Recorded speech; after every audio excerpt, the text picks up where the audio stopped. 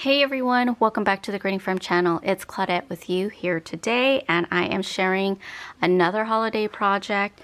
This one is a really cute crayon box because it looks like one of those crayon boxes. I would say a Kit Kat can fit in here.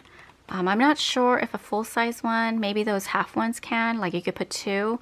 And I say that putting two in, those do probably equal one size, right?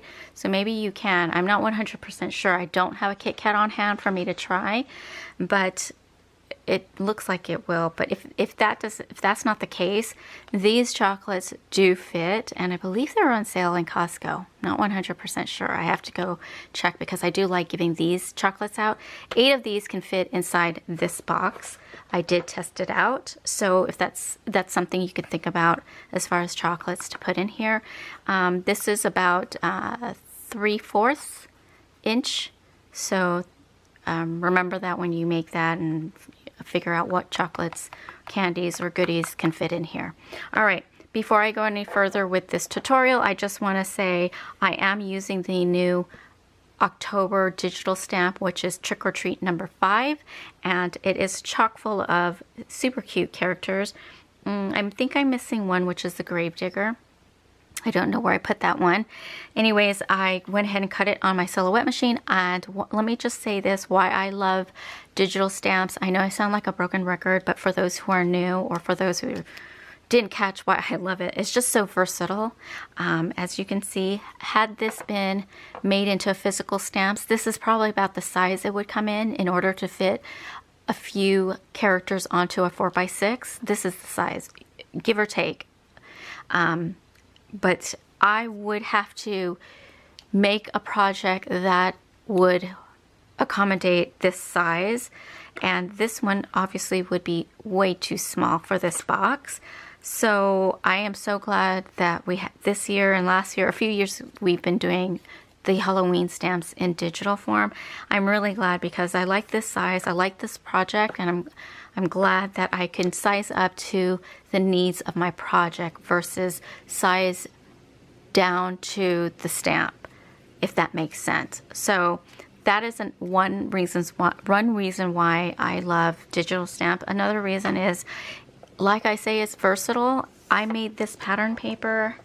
All these boxes, these pattern papers I made them, and I actually colored my images before I figured out what pattern paper I needed. So I accommodated my colored images and made pattern paper that coordinates with the colored image.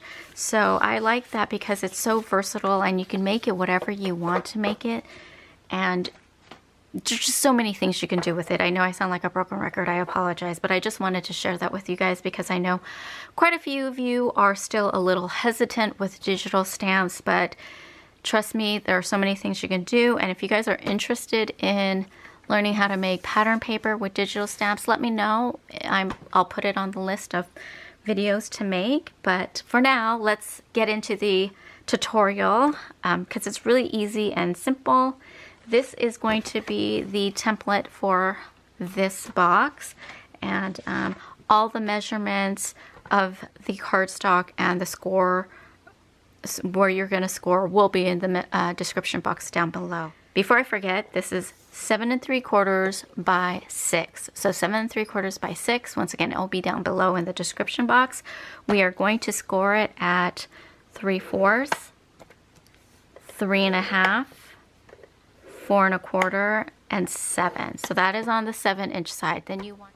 All right. So then you're going to turn this way, and then you're going to score it at 3/4, 4 1/2, and 5 1/4. All right, 3/4, 4 1/2, and 5 1/4. All right, so let's move this out of the way. All right, let's go ahead and fold it, burnish the score marks.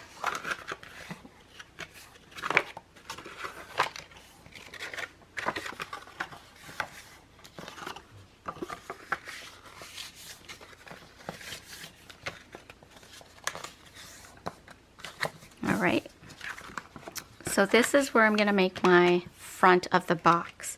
So with that said, I'm going to turn this over because I can see the score lines better as to where to cut. So we want to cut right here. We want to cut here. Let's miter that a little,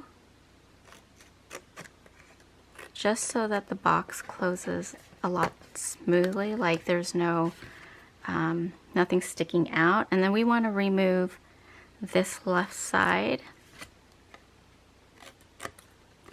and then here we want to remove this, because this is where you're going to glue the tab. So I'm going to remove this all. Alright, and then here we want to cut all the way to the second score line, just straight down. Do that on both sides. Okay, and then we want to remove this square right here. And then you want to miter it just a little.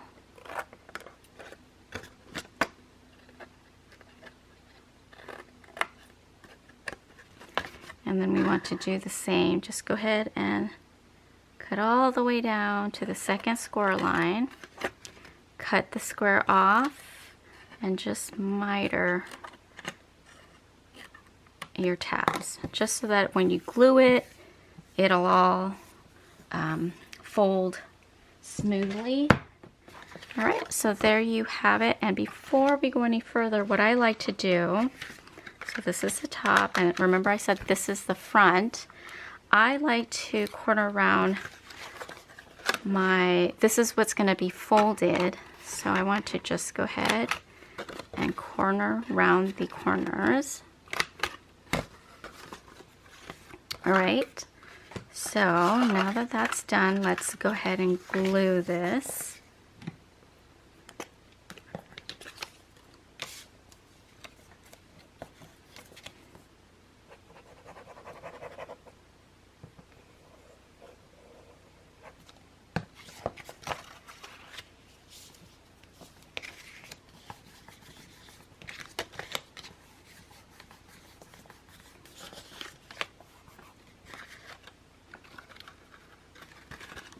Okay, I just want to do that and glue.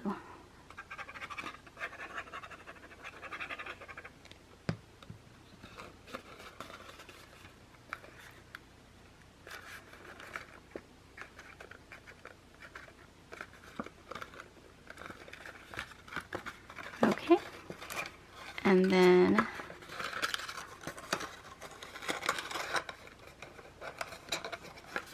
there we go. Now either you can glue this top part, which I will do, but once you fold it in, this part it usually stays, so it's up to you. I am going to glue it because I don't really have a need for it. You could also punch a hole to make it look like, you know, a crayon box where it hangs on the shelf, but I'm not going to do that. You could put their name of the recipient up here with like thickers or any alphabet stickers. I didn't get to do this Happy Halloween, but that's what I will put on it. Okay, so the box is done, and then all you want to do, I like to do simple decorations because if I put I like to always decorate with doilies, make it a little bit softer, but I want the pattern paper of the box to stand out as well.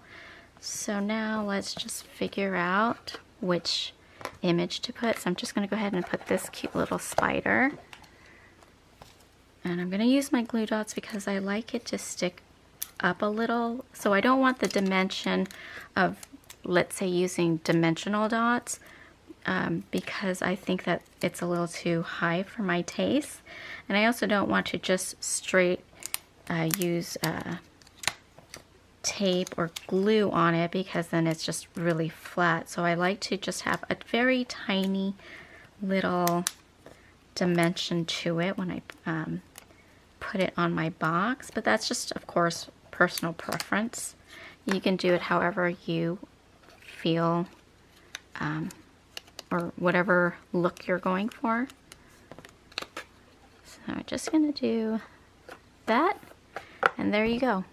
That's it. So I hope you enjoyed this video. I hope that you guys are enjoying my holiday project. If you guys do this, please make sure to tag us and let us know what you think of these tutorials. I'm trying to stick with really easy and simple tutorials for you guys. So I hope you guys enjoy this. Please make sure to like, subscribe, and leave a comment down below. We'd love to hear from you. All right, everyone, take care, and I will see you in the next project. Take care. Bye-bye.